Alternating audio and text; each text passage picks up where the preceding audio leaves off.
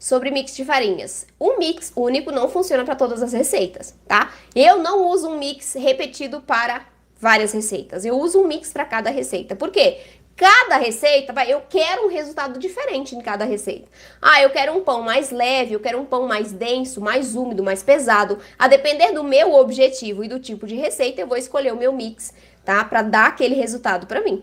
Então, por isso que eu não uso o mesmo mix para mais de uma receita. Sempre mix diferentes. Ah, Fernanda, existe?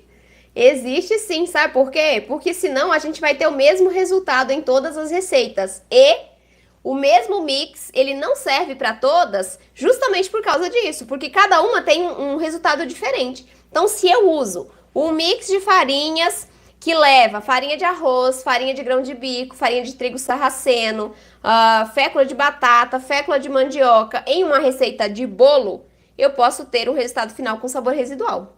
Se eu uso numa receita de pão, eu posso não sentir tanto, tá? Esse gosto residual das farinhas que eu tô dizendo, trigo sarraceno e grão de bico, porque elas têm um sabor mais acentuado.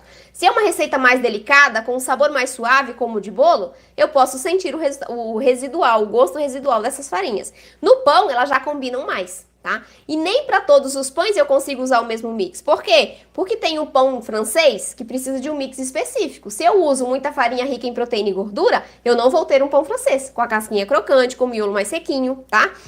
Então, eu tenho que adequar as minhas farinhas ao objetivo e ao tipo de receita que eu estou fazendo. Isso é extremamente importante. Se eu quero fazer um pão de hambúrguer, que é um pão mais leve, mais fofinho, eu não posso usar muita farinha rica em fibra, porque senão eu vou colocar muita água nessa massa para hidratar essa farinha, senão o meu resultado final fica seco, e aí eu posso não modelar, ou ele vai ficar mais pesado, não vai crescer tão bem, não vai desenvolver tão bem. Então, depende muito da receita, por isso que um mix só não funciona para todas as receitas.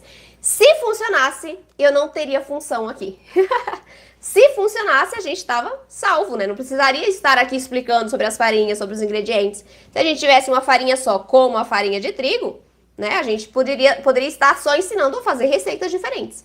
Agora, os fundamentos, as bases, elas são necessárias porque nós temos muitos ingredientes diferentes, muitas farinhas diferentes. E cada pessoa tem uma preferência, né?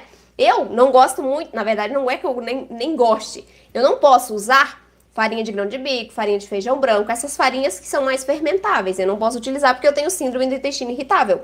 Então, a gente tem que adequar ao gosto e as condições de alimentação de cada pessoa, além do tipo de receita e o objetivo do resultado final.